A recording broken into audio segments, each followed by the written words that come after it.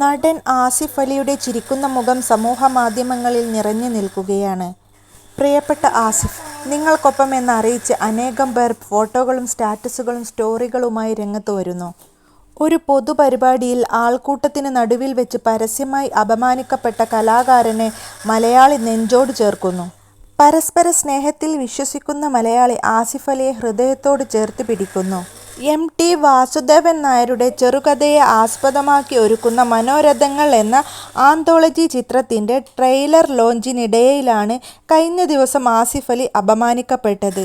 Anthology സീരീസിലെ സ്വർഗം തുറക്കുന്ന സമയം എന്ന ചിത്രത്തിന് സംഗീതം നൽകിയത് സംഗീത സംവിധായകൻ രമേശ് നാരായണൻ ആയിരുന്നു. ചടങ്ങിൽ വെച്ച് അദ്ദേഹത്തിന് പുരസ്കാരം നൽകാൻ നടൻ ആസിഫ് അലിയെ വിളിച്ചു. ആസിഫ് അലി പുരസ്കാരം അദ്ദേഹത്തിലേക്ക് നീട്ടി. എന്നാൽ ഒട്ടും താല്പര്യമില്ലാതെ ആസിഫിൻ്റെ മുഖത്തുപോലും നോക്കാതെ പുരസ്കാരം വാങ്ങുകയാണ് രമേശ് നാരായണൻ ചെയ്തത്. ആസിഫിന് ഒരു ഹസ്തദാനം പോലും നൽകാതെ ദൂരെ മാറിയിരുന്ന സംവിധായകൻ ജയരാജനെ വേദിയിൽ വിളിച്ചു വരുത്തി തൻ്റെ കയ്യിലുള്ള പുരസ്കാരം ജയരാജനെ ഏൽപ്പിച്ച ശേഷം ജയരാജൻ്റെ കയ്യിൽ നിന്നും സന്തോഷത്തോടെ പുരസ്കാരം സ്വീകരിച്ചു.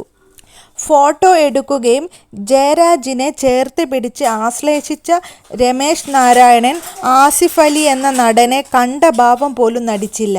യാതൊരു പരാതിയും പരിഭവവും ഇല്ലാത്ത മട്ടിൽ പിന്തിരിഞ്ഞു പോയ ആസിഫ് അലിയുടെ ദൃശ്യം സാഹോദര്യത്തിലും സ്നേഹത്തിലും വിശ്വസിക്കുന്ന മലയാളികളെ സംബന്ധിച്ച് പ്രയാസം സൃഷ്ടിക്കുന്ന ഒന്ന് തന്നെയാണ്.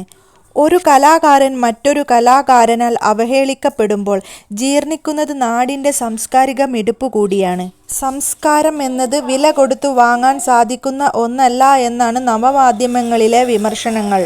മുമ്പും പല പുരസ്കാരവേദിയിലും ഇത്തരം പല സംഭവങ്ങൾ ഉണ്ടായിട്ടുണ്ട്.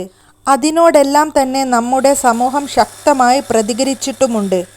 കഴിഞ്ഞ 15 വർഷമായി മലയാള സിനിമയിൽ അറിയപ്പെടുന്ന താരമാണ് ആസിഫ് അലി. രമേശ് നാരായണന് പുരസ്കാരം സമ്മാനിക്കാനുള്ള വലിപ്പം ആസിഫിനുണ്ട് എന്ന ബോധ്യം മലയാളികൾക്കുണ്ട് എന്നതുകൂടിയാണ് ഈ ദൃശ്യം ആളുകളെ വേദനിപ്പിക്കുന്നത്. മലയാളത്തിൻ്റെ പ്രിയപ്പെട്ട എഴുത്തുകാരൻ MT വാസുദേവൻ നായരെ മലയാളത്തിൻ്റെ മമ്മൂട്ടി നെഞ്ചോട് ചേർത്ത് പിടിച്ച് നിന്ന സുന്ദര നിമിഷങ്ങൾക്ക് സാക്ഷിയായ അതേ വേദിയിലാണ് ആസിഫ് അലി അപമാനഭാരത്തോടെ തിരിഞ്ഞു നടക്കേണ്ടി വന്നത്. പ്രിയപ്പെട്ട ആസിഫ്, ജീവിതത്തിൽ എന്നും നിങ്ങൾക്ക് ഇങ്ങനെ മനോഹരമായി ചിരിക്കാൻ കഴിയട്ടെ.